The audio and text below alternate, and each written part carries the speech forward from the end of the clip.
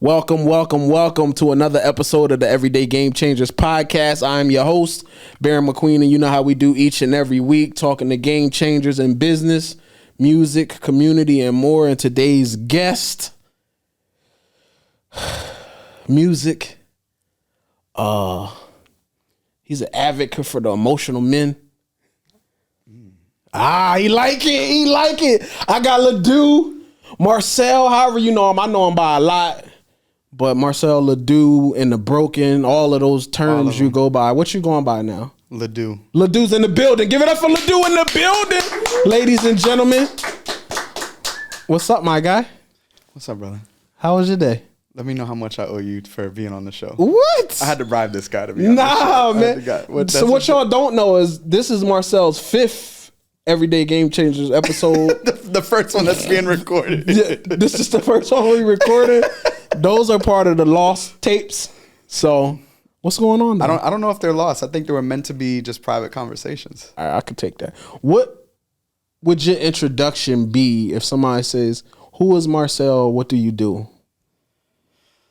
Man, I think the talent, the thing that gets me in the door is an artist. Okay. Right. But I think, as you said, as we are as humans, we're all just we're layered individuals. So I think within being an artist, it's someone who believes in vulnerability and mental health and men's mental health, and I'm an advocate for it.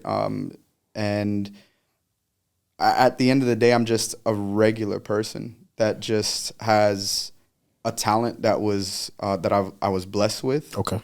And it's the thing that I use to get into doors to just be in different spaces that I feel like I could potentially bring value to, prior to even rolling, we were talking about mental health and just being an advocate for that. And that's something that I would love to explore and be more involved in, because it's something that I think for years I love and enjoy that. I love seeing the growth of an awareness of mental health, for both men and women and different genders, but specifically men. I love to see that we're having the conversations and it's becoming more commercialized, I guess you can say. And there's that can be potentially a slippery slope, but that's something I definitely would love to get into given the opportunity. How are you introduced to this like music thing? Like, what's the one? Do you have a defining moment that's like, oh, I'm gonna do music? Or I think the defining moment where I was old enough to make a decision, quote unquote, was probably in my early teens. Went to a performing arts magnet high school. Okay. And prior to that, I sang in, I think my mom put me in my first talent show when, I was maybe 7 or 8. I can't even remember at that point. But I remember singing was a way for me to get girls when I was in elementary school, The story I tell is I was singing Boyz II Men songs, Key Sweat songs, not knowing the damn meaning of the songs. Oh, shoot. And, I apologize to their fathers. They're all grown now, but I apologize singing to your daughters. Talking about I'll make love to you and on bended knees and stuff like that at 10 years old. Yeah. It was, I had no idea what I was singing, but it just sounded good. But to me, it was just it was kind of like a social thing until I got to high school and I saw the professionalism behind being a singer. There was music theory that went into it. There was, practice. There was consistency. There was discipline. Some of the stuff that everyone talks about now, I was learning some of that stuff at 14, 15 in this program. Like we were, losing sleep. We were doing stuff like we were performing before we have now, like, all these streaming opportunities and stuff like that to broadcast live. We were waking up at 5, 6 in the morning to go to the school to sing with choirs in Japan and stuff like that. Yeah, so a lot of those opportunities because of this program presented itself.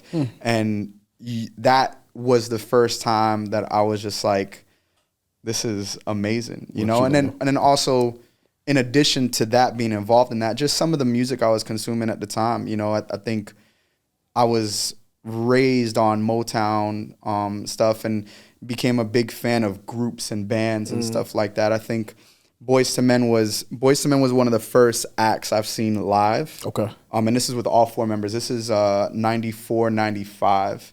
And this is End of the Road was fire. Yeah. This is when their second album, because I think they had Cooley High Harmony was the first album, and I think the 2 album was their second. I think this is when their second album was out.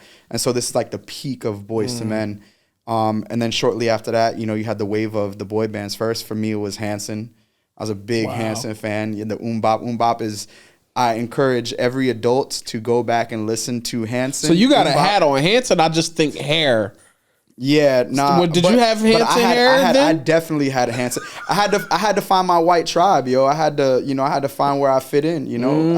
I loved, you know, and we're recording this in the month of June. It's Black Music Month, and so everything that I am is because of Black music, and I think all of music is because of Black music. You know, like everything you listen to, country, soul, pop, rock, everything, that is Black music. So everything that we consume stems from Black music. So we have to give credit to that. But just seeing, you know, 3 brothers from Tulsa, shout out to Tulsa, you know. I'm not from there, but, you know, I have friends and family from there, so I got to shout them out. You know, and it's just like, oh shit, I kind of, you know, you look at your skin, kind of look like them, you know? And so you want to emulate that. And then it was Hanson, Backstreet, NSYNC. And NSYNC for me was just like, that was the group that I was just like, yo, these guys are having fun. They're having fun. They're entertaining people. They're selling out everything, whether it was from a youth fair to an arena. And I was like, that's what I want to do. They're having fun. They're entertaining people. And the girls are going crazy for them. So I was just like, you know, what 14, 15-year-old boy does not want to, especially if you can sing, how do you not want to emulate that? And that was with a mixture of what I was consuming with that magnet program really, formed the love that I have for music and that I still have to this day. Yeah. What does Marcel's top 5 artists of all time look like? Oh shit. No particular order, but just in no particular genre, because you're a little genreless. Yeah. I mean, for me, it's MJ. You can't just throw acronyms out, man. This new generation is slow, bro. They're right. That could be Michael Jordan, Michael Jackson. Hey, he said that, not me. I think y'all are very intelligent. All right, he talking about Michael Jackson, folks. Michael Jackson specifically, because a lot of the artists that I love and grew to love were influenced by Michael. So I have to go Michael for sure. I feel like NSYNC / JT. It's not JT from City Girls. You have to make this Justin clear Timberlake with the acronyms, bro. They different. NSYNC / JT. I think I feel like we could group that into one, right? I'd like to say Prince, and you know, I know there's a MJ Prince debate where I feel like both can exist and both be great, but everyone forces you to choose sides. Yeah. I'd like to say Prince. I think there's some Prince songs and elements. I think it was more of a Michael fan than I was a Prince fan. So I want to say Prince, but I feel like I'd be lying. Okay, so no Prince. The Temptations. Really? Yeah, love the Temptations, yo. Like the Temptations was one of the first. You know, when I talked about consuming Motown from an early age, Temptations, Al Green, a little bit of Stevie, but Temptations was like My Girl is still my go-to karaoke song. You know how everyone has that go-to karaoke song? Like My Girl is, no matter where I'm at. Like I've been on vacation in different countries and we go to karaoke bars and My Girl is, because it's universal. Mine's is Montel Jordan. This is how we do it. Like it is a timeless song and it's universal. Everyone knows. They might not know it word for word, but once it gets to that hook, you best believe everyone's singing along. Nice. All right, so we have MJ, NSYNC Justin Timberlake, The Temptations. I got 2 more. Oof. Usher. Okay.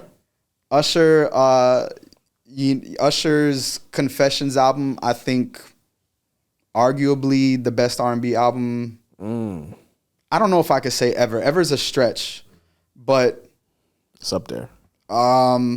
Last 25 years, probably the best R&B album. I'd be pressed to find someone to argue that. Like, I don't know if anybody could argue Confessions was not the best R&B album. So, Usher with My Way, with Confessions, and everything after that, I don't think, personally has compared to Confessions, which is okay. Like, Confessions is like, again, when you're competing with the best album in the last 25 years, I don't know if anything competes with that.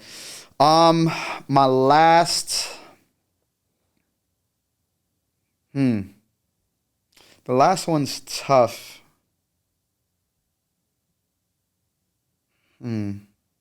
Play that Jeopardy music, Angel.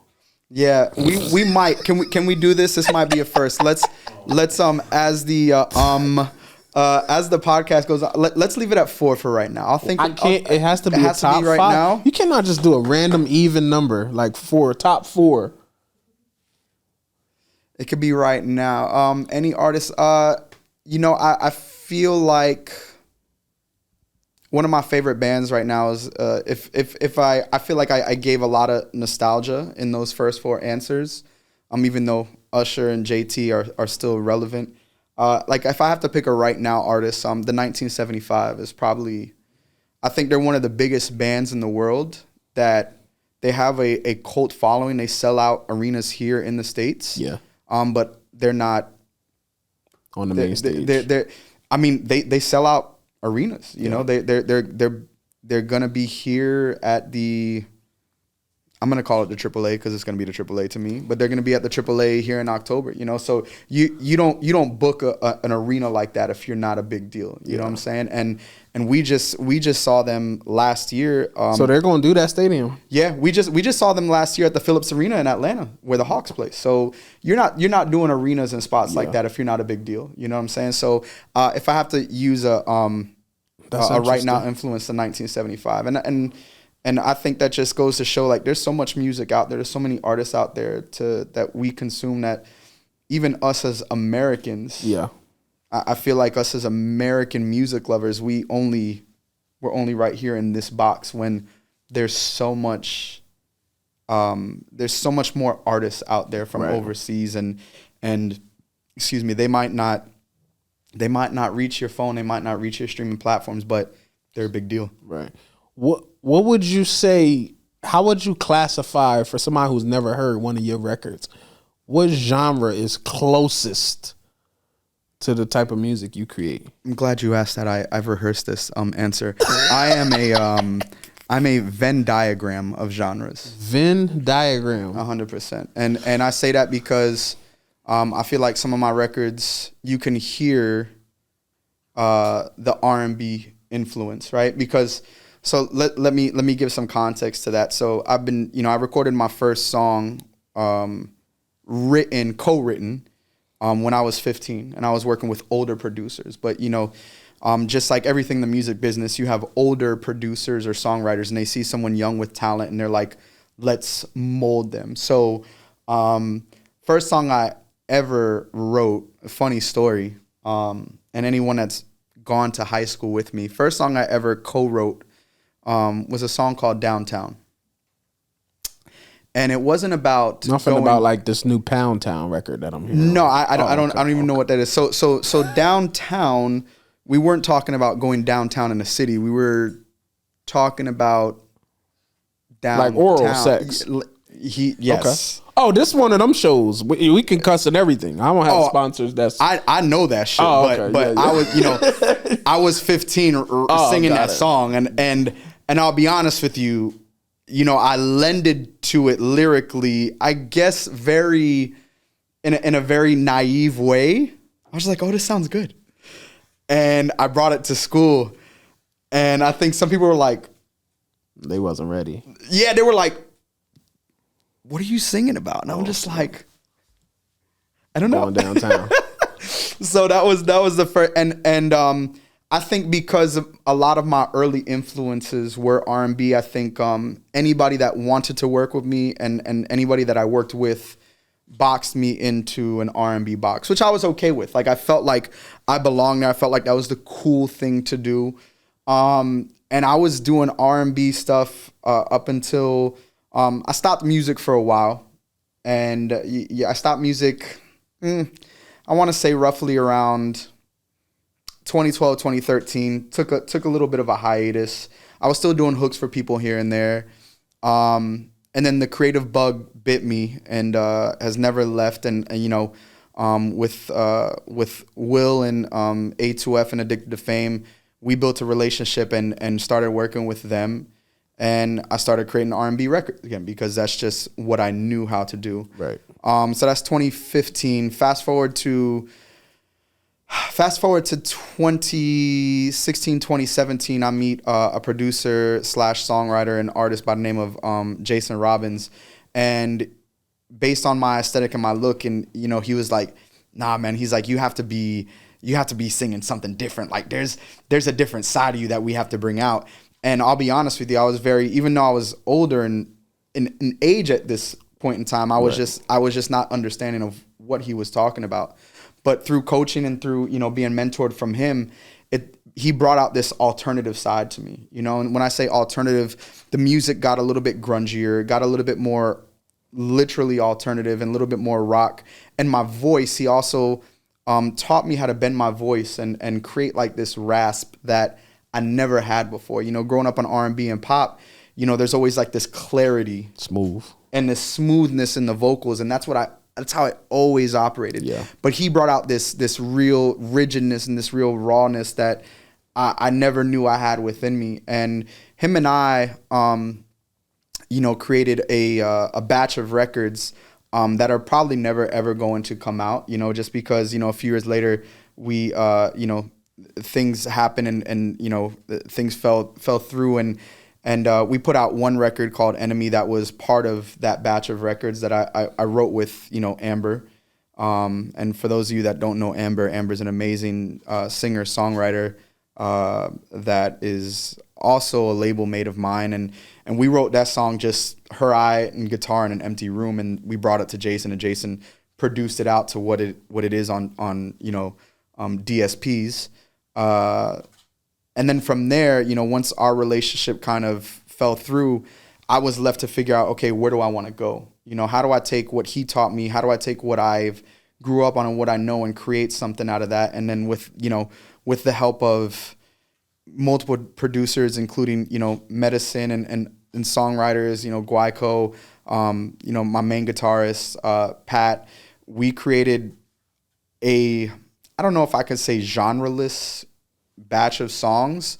I have no problem categorizing it under pop, but I think every song you get a different feel of my influences, and that's why I say my sound is a Venn diagram of sounds, because every song, I think, if you listen to it and dissect it, you can hear a little bit of pop, a little bit of R&B, a little bit of rock, a little bit of alternative, and I think it speaks to the state of the world, of how we consume music. I don't think we are all just one thing. I think as humans, we are complex creatures. We're complex individuals, and you know, I'm a person that could be listening to you know, J1 song, and then the next song is fucking One Direction, and the next song after that is Outkast, and that's just always been my playlist, my shuffle, whatever you want to call it, and I always just wanted to bring that to my personal music. Now, granted, I'm not going to do an Outkast song, right? But the creativeness that Outkast created in, like, I want to bring that into my music, into what I do. So, going back to the original question, I'm a Venn diagram of genres. What's the toughest part about being an independent artist? Building a team and delegating everyone to kind of it is as an artist, the vision starts with you. So you have to have the ability to create the vision, have it be very well thought out, and be able to, to communicate that vision to individuals. Whether it's someone who is a producer, songwriters, people that are capturing content, people that are promoting your content, and everywhere. It's tough and taxing to be the everything and being like the inception point of that vision. But I'm a person that sometimes I'm comfortable with I don't have all the answers. Like I would love to get to a point where my focus is just the music, and I'm okay and comfortable with delegating, to you. If I said to you like, yo, B, here's the music. This is kind of like roughly the idea that I have. What are your thoughts and stuff like that? And you lend your thoughts and we collaborate. We collaborate on how are we putting this stuff out. To me, collaboration is key. I think, it's important for every artist to build a community, and a community could be 2 or 3 people on a team. It could be 7, 8, 9. It's important to build a community. So that could be challenging because as an artist, your vision is not everyone else's vision. And a lot of people don't believe in what you believe in. And it's hard to convince individuals to believe in your vision and make them feel like it is theirs as well. And that's my goal. And for me, it's just like, I never take individual credit for anything I have done and continue to do. As you can see here, this setup, it's not only you. There's a bunch of different people. You have Angel back here, like doing everything. You have a whole bunch of, you have a group of people. I have my wife here. I have my best friend, his wife here. Like, it's a group of people that make something like this happen. Yeah. And so I'll never take individual credit for anything I do, because it would be unfair. It's extremely unfair, and there's some individuals that take pride in doing everything by themselves, and more power to them. I want to know how they do that shit. But I truly believe the best results come when you have a when you're a little selfless and you have a team that contributes to the end result. For somebody who's never been to like a Ledoux show, because I feel like your showmanship aspect is super important to your brand. Regardless of if it's a lot of music out or not, it's important for people to go see you live, right? Break down this cake thing at the show for me. Like, you come here, no cake. Like, well, that's because y'all have to come to the show. No cake. Talk to me about the birthday cake. It's funny. I did think about bringing cake, and I apologize. I fumbled. So if this interview gets butchered and edited, in so when you ask me, yo, what should I bring? I'm like, he gonna bring cake. It's Marcel. Well, I failed. All these mics. I tell people all the time I ain't shit. I'm very disappointing. I really try to keep expectations low when it comes to me, because I will disappoint you. But nah, give me the cake thing, because I feel like that's your thing. Like, there's a guy that I follow in London named Earl the Kid, and Earl the Kid is like the donut guy. I love that. That's fire. In London, so when people go see Earl the Kid, they're expecting a baker's dozen. Yeah, no, of course. I mean? For me, the cake thing, I'm trying to think of how it started. For anyone that doesn't live in the Southeast, Publix. I'm looking at all the Publix. Everything that they fucking do is fire. Okay. And you could confirm that. I'm not co-signing that because I got a bad. Go ahead. Well, let's rephrase that. Publix bakery. Everything Publix bakery does is fire. It's fire. And when they start messing up my sub, I was gonna say unless they have someone that's not having a great day, that energy translates into the sub, and the sub really doesn't taste that good. I have no problem talking about that. Right. I really be trying to scope out like who's in a good mood to make my sub, because if they're not in a good mood to make my sub, that bad energy translates into my chicken tender sub, and I don't like eating bad chicken tender subs, to be honest with you. But it's hit or miss. It depends, right? But the bakery on point. But the bakery is always on point. So always a huge fan of Publix cake, and I really it's funny. I can't tell you. I can tell you why I do it. I don't know. I don't know where it started. I think the first. Damn, I'm trying to think of when the first time we did the cake thing. But what does it mean, though? Tell me what it means, then. I think to age is a privilege. You know, I remember getting ready to reach my 30s, and I think it's natural. I think we're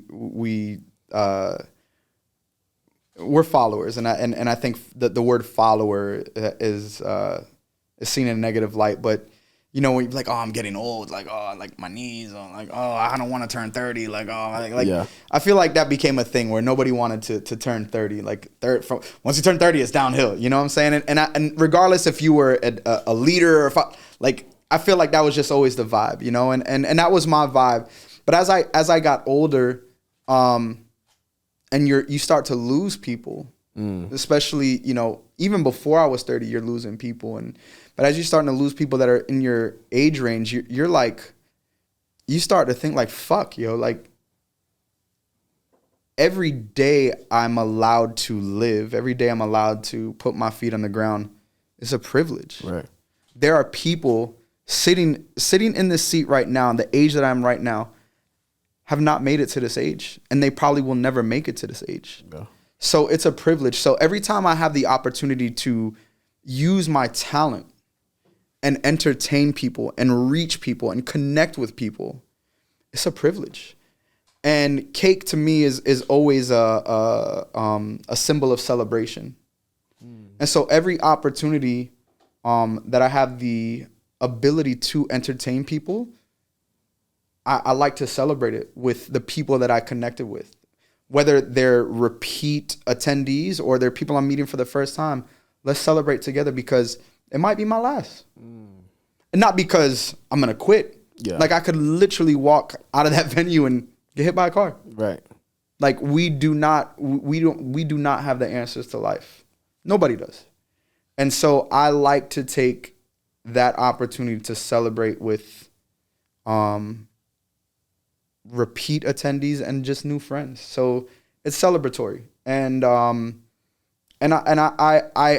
only hope and wish that, and it doesn't have to be cake, but I only hope, I mean, if it's cake, it's a plus, right? Yeah. And specifically funfetti. I just hope people learn to celebrate life more, because it could get taken from us at any given time, you know? And yeah, I love cake, and I love why is he laughing at me? Cake is fucking, especially Publix cake, yo. Yeah, I mean, you know, hit me up for the sponsorship. You don't gotta pay me anything, just give me cake. That's all. Life is it's a privilege, yo. It's one of those things that I don't think we understand. Just to wake up in the morning and put our feet on the ground, I don't think we understand how privileged we are. So, again, this talent that I've been given and the ability to create something out of thin air, my own thoughts and feelings, and turn them into words and turn them into melodies, and to be able to sing them out loud and connect with people and make people feel something that they maybe didn't understand as they walked into this venue, and because they heard a song, it triggered something in them, and they're like, oh shit, I connect with this.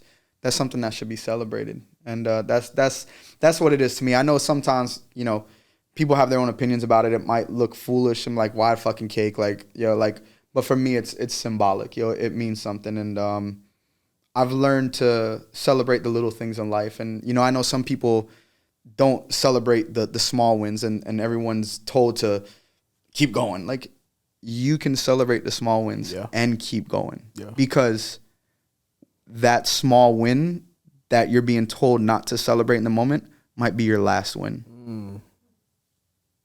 And that's it. So why not fucking celebrate? If it's a win, it's a win. Celebrate that shit. I be telling y'all to celebrate the small win. I tell people small wins build momentum. 100%. So I'm a small win celebrator. I think we're so fixated on an end goal and thinking that once we reach this end goal, we'll find true happiness, or we'll find this feeling that we were missing, that we were looking for. Right. And I think that's such a sham. I think your true happiness, the feeling that you were looking for, is in the everyday shit. Everyday game changers. But it's in the small things that you do, the small things that you implement to make yourself better, to build your personal brand, to build your business. It's in those small things that's interwoven in your days. And if anybody is out there saying, once I get here, life will be better, or once I get this, I'll be happier, you're fucking fooling yourself. You are fucking fooling yourself, because the reality is, how many celebrities have? I was watching an interview with Rick Rubin the other day, and they were speaking back to like his Def Jam days, and I think Rick is great. And this is the Jay Shetty podcast, and they were asking, is that another person you love? Okay. No, that's the actual episode. That's the actual episode. All right, so in that episode, Jay asks Rick about this is around when Def Jam first started and BC Boys had the #1 record, and he asks, like, how did it feel at that time to have the #1 record in the country? And Rick, and I'm paraphrasing, Rick was like, I couldn't be more unhappier, even with the #1 record. And it goes to show, like, yo, these accolades, these things, like it like these material things, there's no happiness tag attached to it. It's in the things that you can't see and the things that you can't grab. It's in the moments. That's where the happiness lies. So if you think that you are going to, I think goals are important, but if you think you're going to set this goal, and with achieving that goal that you're going to be happy, you're playing yourself. It's not there. Because some of the most happiest people, specifically entertainers that we, kill themselves. It's a sad ending, unfortunately. But what does that go to show you? You have everything at your disposal. The money, to me, fame it's not appealing to me. But fame comes the money, comes the things. Yeah. And people are still committing suicide. Why? That shit doesn't make people happy, yo. I don't care what is on the internet. I don't care what is on socials. I think some of the happiest people that you see are some of the most miserable, yo. That is just my true belief. How do you get to the point where you're very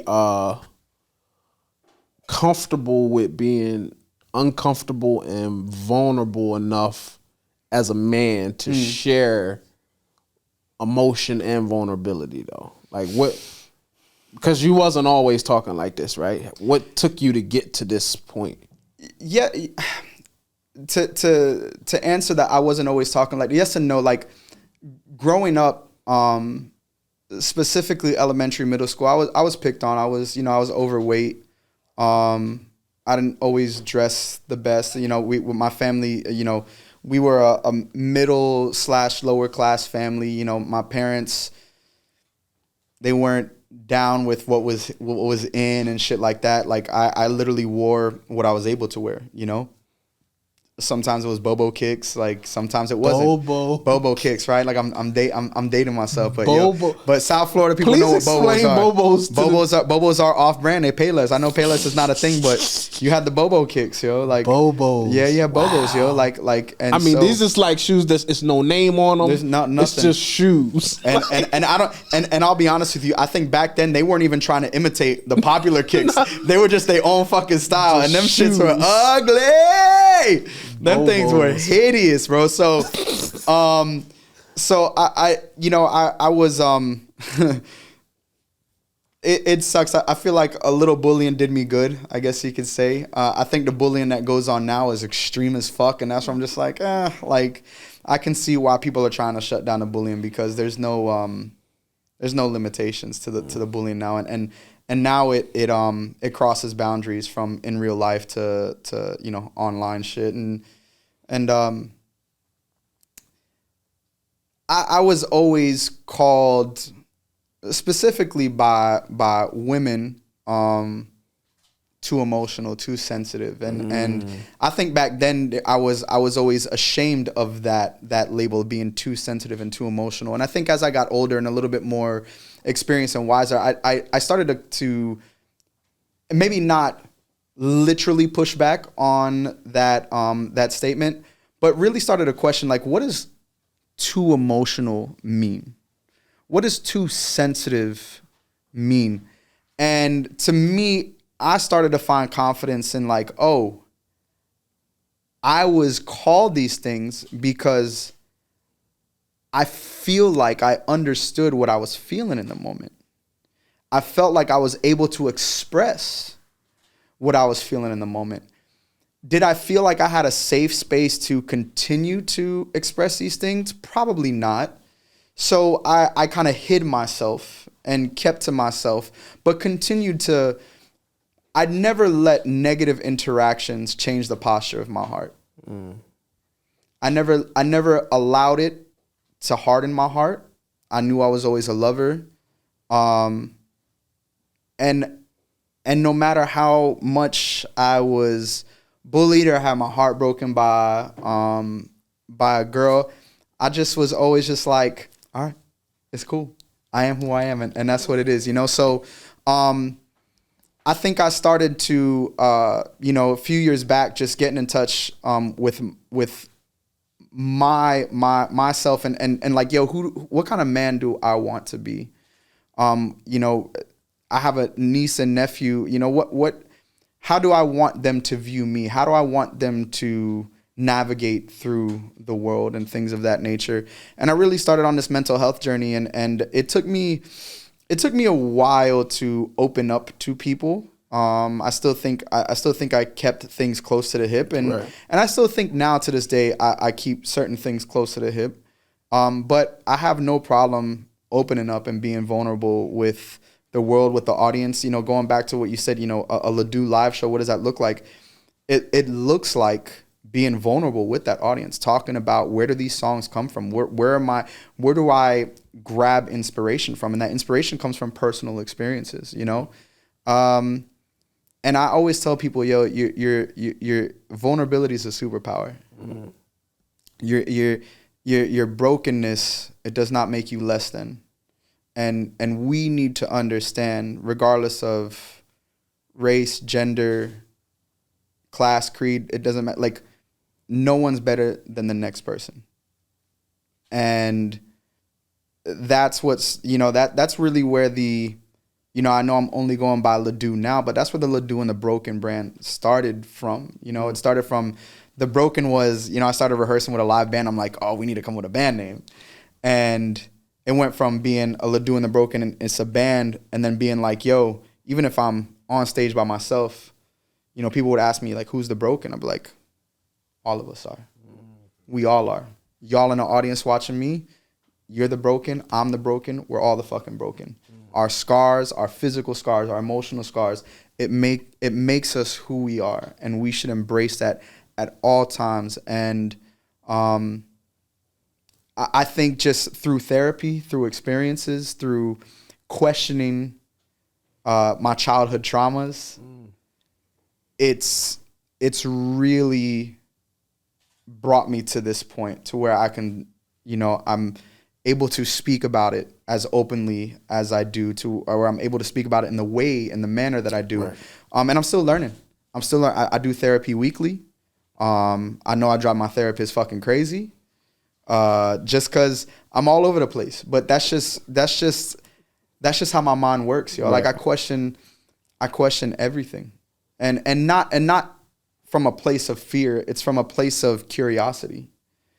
It's when something happens or I see something and and even if I don't have to like actually react. If I get a thought, I'm like, why was that the first thought in my head? I'm always asking like, wow, why did I think that? Or if I do react, like, why was that my reaction? Like even with my wife, I'll do something and I'll be like, and I won't even, it's not even an action that, it's not towards her. It will just be an action in her presence. And I'll be like, damn, I'm sorry, babe. That was fucked up. Like I reacted like this because of this. And I sit in that and I'm like, okay, why did you react like that? How can you be better next time?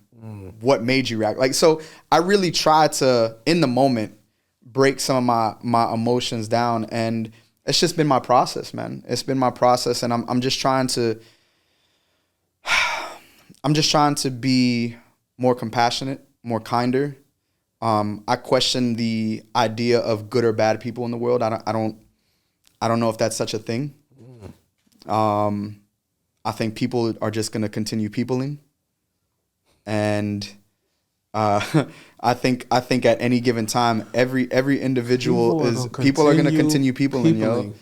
And I think at any given time, people are, I think every even down to the smallest decision, it's a fork in the road, right? Yeah. You either go this way, and this is the end result, or you go that way, and that's the end result. And I don't know if it makes you a good or bad person outside of doing something intentionally bad, like, hurting someone physically, emotionally, mentally. Like, outside of that, like, sometimes people are just, it's self-preservation. Sometimes people are doing what's best for them. And, I think it's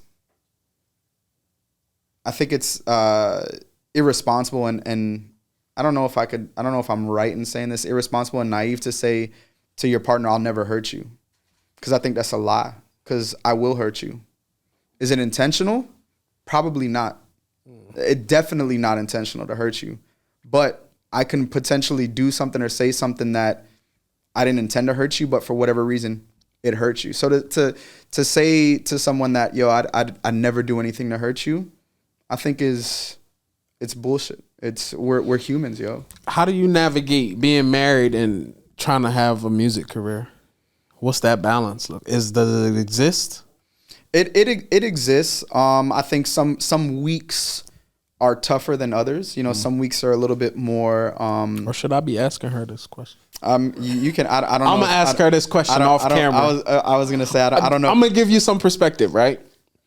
I run 4 businesses. I know my wife want me home, literally, probably right now, right? So like, this entertainment space is constantly, you got to be online and offline at the exact same time, popping on both. Right. So you sacrifice time is the one thing nobody could get back. So you're losing time with her to chase this goal or this dream or this. You know how I don't know if I could say balance that. You know how I combat that? Okay. I involve her. She's here right now. Okay. Everything, I involve her in the process. I share my frustrations, the small wins, the small successes. I involve her in the process, and I allow her to express her opinions. Did you ask her to be involved, or is she just there supportive? Well, I'll be honest with you. It's one of the many reasons why we're together, but I knew from before when we were friends, like how supportive that she was with this. I'll be honest with you. If there's ever a day I'm like, yo, babe, I'm not feeling this. Like literally, if I say I'm not feeling this music shit again, she'll be like, shut the fuck up. Like laughing. Like, yo, she's like, yo, take a nap. You'll be all right. Wow.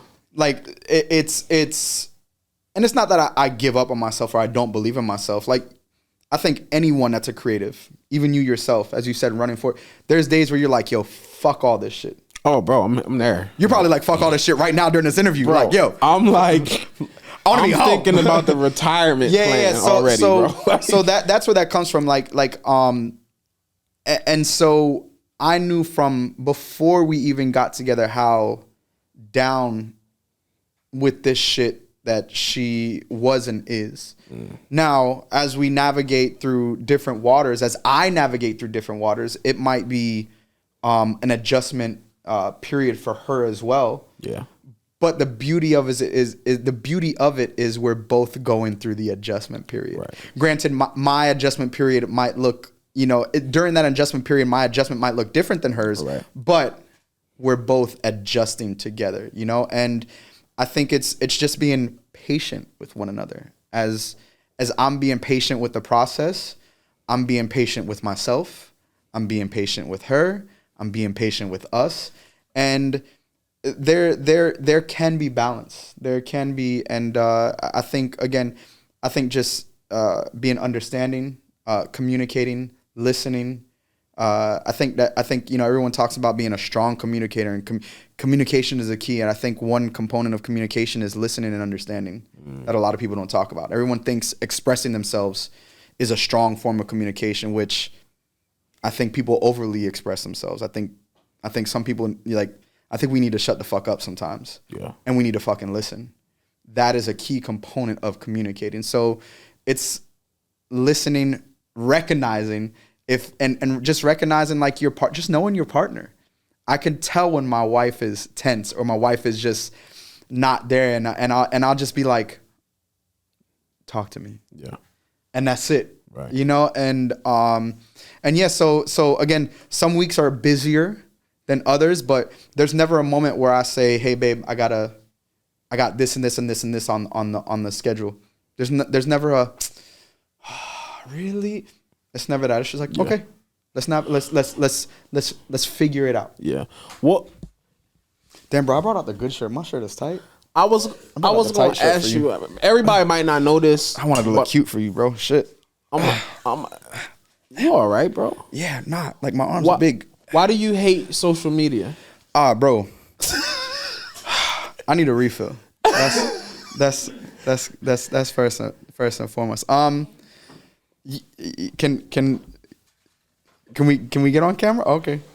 We're not editing shit. Fuck it. I'm gonna get a bottle girl one day and start taking orders. Hey, like yo, if bring them wings from the kitchen. Hey, if I'm not in front of the camera, I'll be the bottle girl. No problem, bro. I might wear a tighter shirt than this. Damn,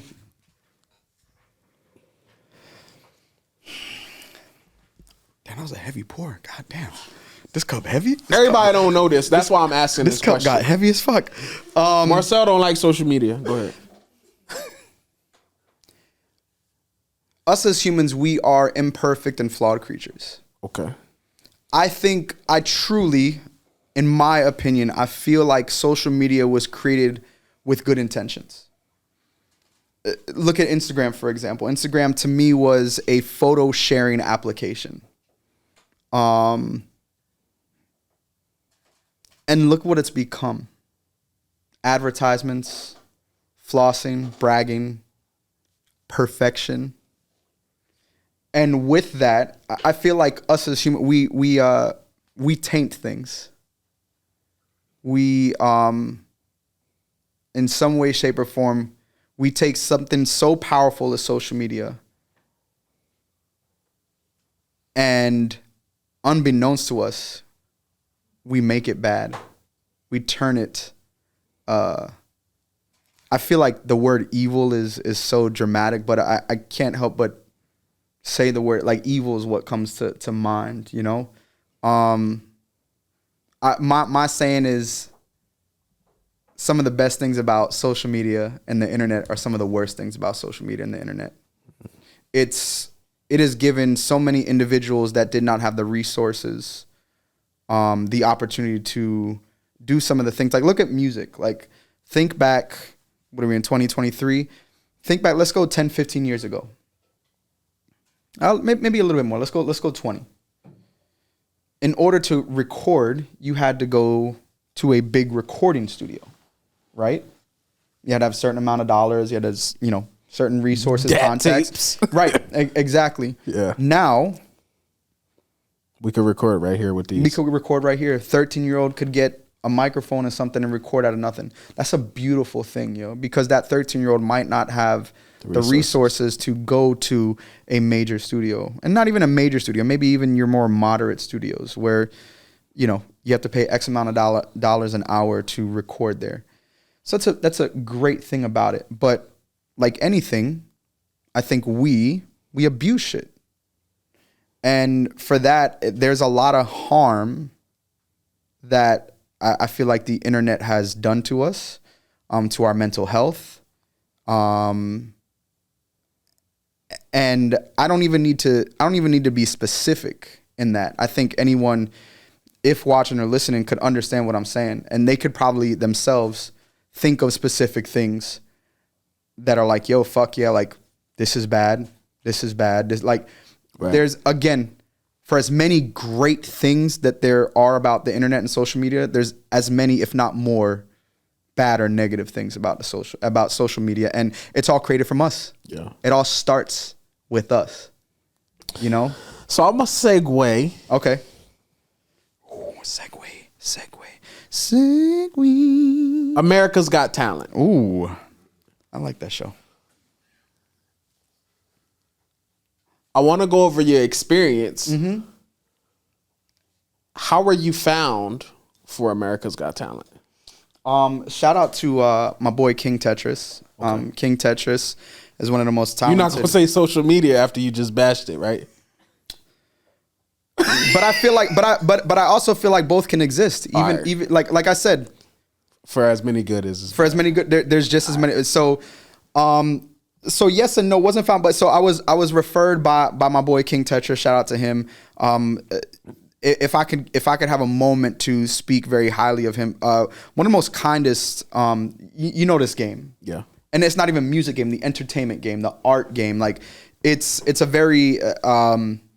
I think we're starting to see more community in it, but there's still like a sharks, bro. An air of selfishness and a sense of selfishness there. Tetris is an individual that didn't know me from a hole in the wall, just saw a talent, and you know we vibed, and he's just always just been a positive. He's just a positive person, period. And someone reached out to him looking for talent down here, and they're like, "Yo, do you know anybody?" And he's like, "Yo, there's only 2 people that I think would be great for this opportunity." And I was one of the 2. And so, you know, he texts me, random texts me. He's like, "Yo, I just referred you to America's Got Talent." And I was just like, "Oh, okay. Thanks." Yeah. Because just my past experience with shows like that just weren't positive, you know, and so I was on the fence, you know. I was just like, I appreciate the thoughtfulness behind that, but I was just like, okay, whatever happens, happens. And then later that day, you know, via Instagram, you know, was reached out by a producer to the show, and we had conversations, and I was just like, you know, my big thing is being intentional and being authentic, and you know, I want to make sure that if I do this, that's not lost. And you know, through some conversations, through an audition, I got the opportunity. You know, got the call that, you know, they wanted me out there, and you know, that was in February, and then from there was, you know, a whole process. You know, it is a well-oiled machine. When you talk about big production, like if no one's been a part of a nation, I'm not talking local, no knock on local big productions, but this is a show that is nationwide, that is on NBC. It is a well-oiled big machine, you know? And from the moment I got the call to now, it's just been nothing but that. You know, I got the call, the wife and I went out there, and once you get out there, it's just work. It's nonstop. Doing stuff, recording stuff, interviews and things of that nature. And I can't, you know, I can't say much about anything. I don't even know if my audition will air, because they're currently airing the 18th season now. But what I can say is an honor. You know, just hearing some of the numbers of how many auditions they saw, how many people actually audition, and you know, I'm one of just hundreds out of tens of thousands. Right. So that in itself, when we talk about celebrating small wins, like that's a win, you know? Even if I don't make it on TV and America gets to see me, I think anyone that knows me and knows the work that I've been putting in, like, it's an honor. It was an honor to just represent South Florida, you know? One of the coolest things I've ever done and been a part of, yo. When I like think about the people that like follow this platform or my personal brand, like I would say my average audience is either people that want to get into entrepreneurship, or people that maybe still work a 9-to-5 and they got a little side hustle and eventually they want to quit the 9-to-5 and go full time. Yeah. And then I have a whole bunch of like musicians audience that just either probably know me from the old Beat to the Dot shit or produce some stuff for them or whatever. What's one piece of advice you could leave with the artist that's like, man, I want to do what Ledoux is doing. I want to go on America's Got Talent. I want to be a signed artist. What's one piece of advice you could leave for that guest?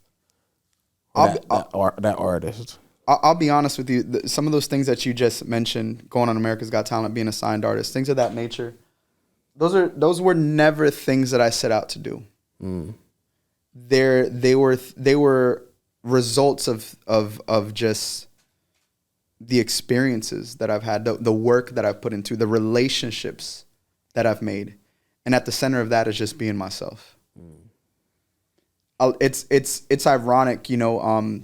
When I posted about America's Got Talent, it's been my most liked, of course, Instagram post. Of course. The most commented, the most liked, the most attention, the most traffic I've gotten once I put that up. Like I was even getting text messages like, "What the fuck? How come no?" I was like, I couldn't tell anybody, you know. And I'll be honest with you, there was a spike in what do they call it, serotonin, like it felt good. That's a you proper was word. loving social media that day. The judges say yes, serotonin is correct. Yeah, like it for the day, even for like the days following, it was like overwhelming because I also want to always make it a point to always just be thankful.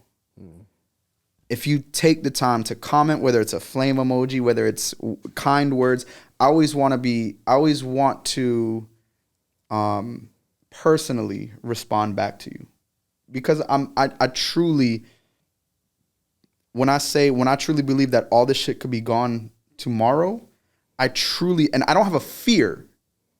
I don't fear that it could be gone tomorrow, but I also know that this life is like that. We could be doing this today and tomorrow something could happen and it's done. Yeah. So I always want to be thankful for that. So I say all that to say, just be yourself, yo. And the point that, and I apologize, let me actually rewind a little bit. What I was getting at was during that time when I posted about that, like I got a lot of messages talking about like keep following your dreams or I'm happy to see you haven't given up on your dreams and yada yada. And I'll be honest with you, like I appreciate, because I know the sentiment came from a good place, and it was weird for me because it was just like, to me this is not a dream. It is. I guess it's all, I'm grateful for it all. It's all a privilege. It's all an honor because not only do I represent myself, I also represent my family. I represent my wife. I represent the hours and hours and of time that people have given me to create the finished product that you see, the finished product that got up on that stage in front of Simon, Howie, Heidi, and Sophia. Like, and it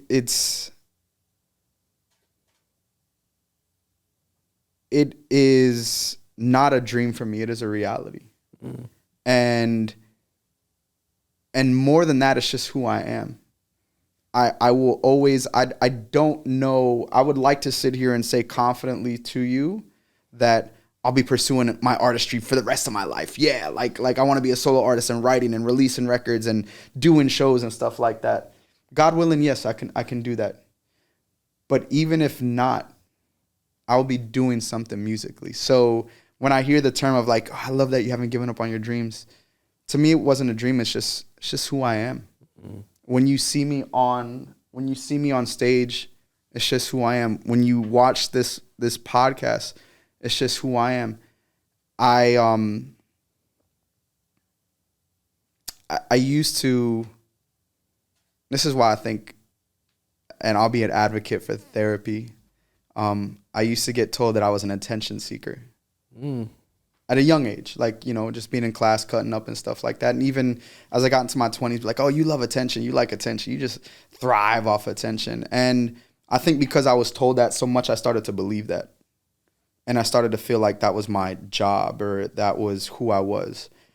And as I got to learn myself and I got to break some of those things down, I found out that I don't really like attention. Because there's moments in those attention moments where I like to just be still. I love stillness. I love calmness. Like, I love calmness and stillness. It wasn't attention that I was searching for. What I loved to do was entertain and make people happy and give people an opportunity to forget about all the bullshit that's going on in the world, all the bullshit that's going on in their life. So if you gave me an opportunity to do that at a dinner, at an outing, or through a performance, I love that shit. And I didn't do it because I want you to like me. I did it because that's what the fucking world needs. The world needs an opportunity to forget about life is heavy. The world is heavy. There's so much division going on in the world. In so many categories, there's so much division going on in the world. We all deserve a break. And if I could provide that, that's what I provide. And so in a very long-winded and roundabout way, to get back to your original question, I didn't forget about that. So this is therapy. Be yourself, man. Be like you can have a regular job, you can do this, you can have a family, and still do what you fucking love.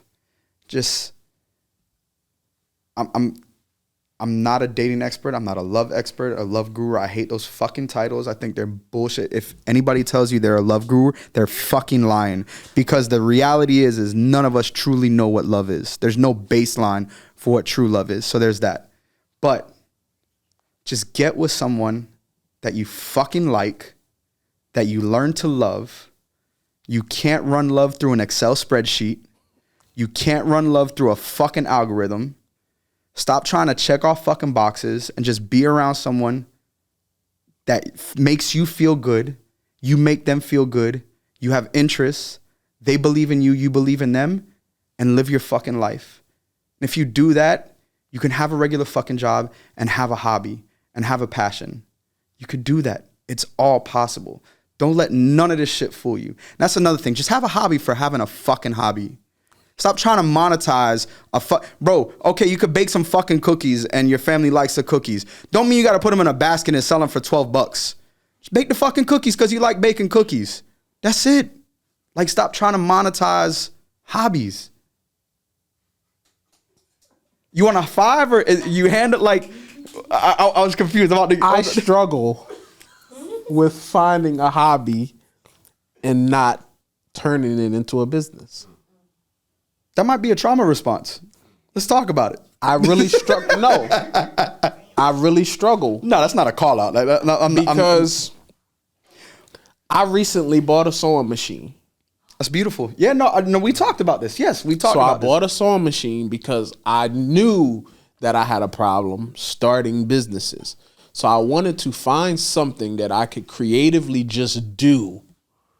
Not thinking about the money, not trying to turn it into a business, something that was just for me to be creative, and it was sewing. Mm-hmm. the sound of the needle. I love it. It's therapeutic. All of that. It's beautiful. Everything, the meticulous details of the action is therapeutic and beautiful. And then what the fuck happened? Somebody wanted to buy a jacket, and it fucked the whole thing up. From the very first piece I made, what did I do, Marcel? I put it on social media. Somebody's like, I'll take it, and I ain't touched the sewing machine since. And I'll be honest with you. I can't. It's not a bad thing. Let me, like, I mean what I said. I stand by what I said, but it's not a bad thing. You just have an entrepreneurial spirit. That was good. That was an FCAT word. And it's just in your blood. I think what we, as someone who's trying to find a hobby, we have to learn to say no. Like, I'm just doing this because I fucking like doing it. You know what I'm saying? Like, and that's just something we're conditioned to do specific things. You're conditioned to turn something into a business. And it's not a bad thing. It's just conditioning. The same way that we're all, as a world, like, the jobs that we have don't provide enough. So we're conditioned to take a hobby and monetize it and turn it into quote unquote passive income. Passive income is not a bad thing, but because our infrastructure and I, you know, disclaimer, I'm not into government or any, I don't know the intricacies of the government world, but I can sit here and confidently say shit is fucked. So because of that, we are forced to take cookies. We are conditioning our kids. Oh, you make a little lemonade? Get your ass out there and put a little lemonade stand and sell that shit for $5. Inflation. We're conditioned to that. Yeah. And it's, to me, it like, I think if you, like, I think we are truly unhappy. And I think there's some of that rooted in the unhappiness, is because we don't have these things, these hobbies anymore, that where if our work life made us unhappy, we can do this to take off some stress. Because now this thing that we did to take out, to relieve some stress, is now being extremely stressful. And so now we got double the stress, and it's just like, okay, where do we go to relieve that stress now?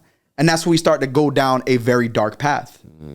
And so it's a deeper rooted problem. Probably not built for this podcast. We have to start a dark web podcast, maybe a conspiracist theory podcast that might be good for. But dude, just bringing it full circle. Bro, I just encourage people to be themselves, yo. Be themselves. In all of this, you know, I don't think you ever lose when you're in self. You're intentional, and you're rooted in love. If you're rooted in love and you're intentional in yourself, to me, that's a winning formula and a winning combination, yo. Like, and that's it. Well, I want to thank you, Marcel, for coming on the Everyday Game Changers. Y'all know how we do, man, each and every week, man. This episode definitely was no different. You're going to have a lot of reels that's going to come. That's going to be good for my social media content, which I have to definitely I have to improve. I'm about to hire you to do my social media, bro. But nah, it's AI. It's AI. That makes sense. But thank you, man. I appreciate you, man. I appreciate you, my brother, bro. I appreciate you. I will pay you for this episode. Nah, we good, man. After this, I owe him some money. Y'all already know, this man. Wasn't free. Make sure y'all follow Ledoux. He's changed his name. Now Ledoux sings. It's Ledoux sings. That's it. Yeah. Ledoux sings. He don't rap. He sings. I do on all platforms. He don't drums. He sings. Oh, I could do the table thing. That's what I did in school. I could do the table thing right now. Make sure y'all follow Ledoux on all his social platforms. LEDOUX sings. SINGS. And we gonna speak into existence that we gonna see his America Got Talent. Let's see. And if you do, there will be a watch party. We are pre-planning the potential watch party. So and there will be cake there. That's a fact. That's a guarantee. Right. That's a guarantee there will be cake. There will be cake. Man. I appreciate y'all. Appreciate you, brother. Appreciate you over there. Appreciate you, wife. I appreciate you, Sammy. Appreciate you. Appreciate all of y'all. I love y'all. This is so good. Mama, I made it on Everyday Game Changers. Mama, I did it. Look, I did it.